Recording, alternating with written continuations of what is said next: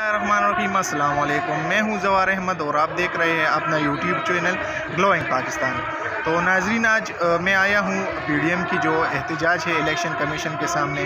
तो मैंने ख़ुद विज़िट किया और इस एहतजाज में घूमा फिरा और कुछ शॉट्स लिए हैं अपने मोबाइल से। तो आपको वो स्क्रीन पर नज़र आ रही होगी कि पीडीएम की जो एहतजाज है तो उसमें कितने लोग थे।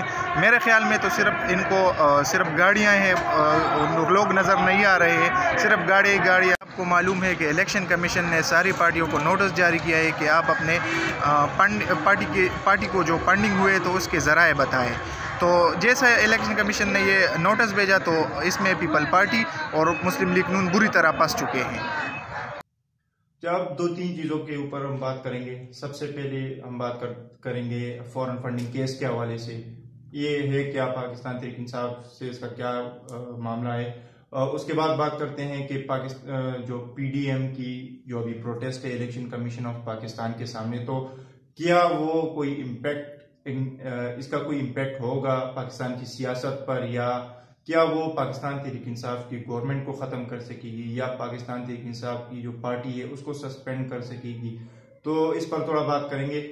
सबसे पहले बात करते हैं फॉरेन फंडिंग केस के हवाले से कि जो पाकिस्तान में मुख्तलिफ जो सियासी पार्टीज है, पाकिस्तान तहरीक इंसाफ, पाकिस्तान मुस्लिम लीग नून, पाकिस्तान पीपल्स पार्टी और जो जमीयत उलमा इस्लाम है, ये सारी जो है तो इनकी जो फॉरेन जो कंट्रीज है वहाँ पर तंजीमें होती है, क्योंकि आपको पता है ओवरसीज पाकिस्तानी जो है उनकी एक बड़ी तादाद है। तो उनकी जानिब से इन तंजीमों को फंडिंग होती है और वो फंडिंग यहाँ पर भी आती है पाकिस्तान में। तो और इस पैसे को वो कुछ अकाउंट्स के थ्रू भेजते हैं और यही पैसा जो है यहाँ पर इनकी जो पॉलिटिकल कैंपेन होती है तो उस पर खर्च होते हैं।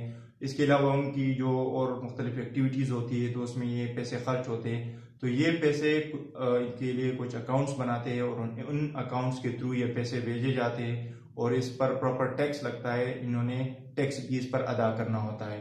तो मसला तब पैदा होता है जब किसी भी सियासी पार्टी को टैक्स से बचना होता है, तो वो ऐसा करते हैं कि कोई कारोबारी शख्सियत को देखते हैं या कोई ऐसी जराए जिससे अगर ये पैसे भेजे तो टैक्स से बचा जा सके। तो ये तरीकाकार वो इख्तियार करते हैं जिससे ये एक गैर कानूनी तरीका है। अब पाकिस्तान तहरीक इंसाफ की गवर्नमेंट पर ये केस बनाए कि इनको फॉरेन फंडिंग गलत तरीके से हुई है। तो बात करते हैं जो बाबर अवान साहब है, वज़ीर आज़म साहब के मुशीर बराए कानून, वो ये कहते हैं कि इलेक्शन कमीशन ऑफ पाकिस्तान के पास ऐसा कोई इख्तियार नहीं है कि अगर किसी भी सियासी पार्टी के खिलाफ ऐसा कुछ साबित भी हो जाए तो वो किसी भी सियासी पार्टी को सस्पेंड नहीं कर सकते और इस वजह से वो उनको किसी भी सियासी पार्टी को वो सस्पेंड नहीं कर सकते।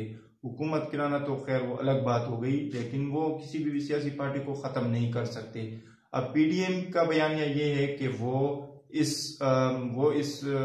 जो तहरीक जो प्रोटेस्ट कर रही है इलेक्शन कमीशन ऑफ पाकिस्तान के सामने, तो वो दबाव डालेगी और इस काम में तेजी आएगी। लेकिन ऐसा कुछ होता हुआ नजर नहीं आ रहा और जो पाकिस्तान तहरीक इंसाफ का बयानिया है वो साफ है और एक अच्छा तरीकाकार उन्होंने इख्तियार किया है। वो उनका बयानिया ये है कि हमारे जो ये सारे जो काम होते हैं वो एजेंट्स हैं उनके थ्रू होते हैं। अब हमें तो बज़ाहिर लग रहा है कि उन एजेंट्स ने कुछ ऐसा काम गलत नहीं किया। अगर इनकेस उन्होंने कुछ गलत किया भी हो तो पार्टी उसकी रिस्पॉन्सिबल नहीं है, पार्टी उसकी कोई जिम्मेदार नहीं है। तो उन्होंने ये कहा है।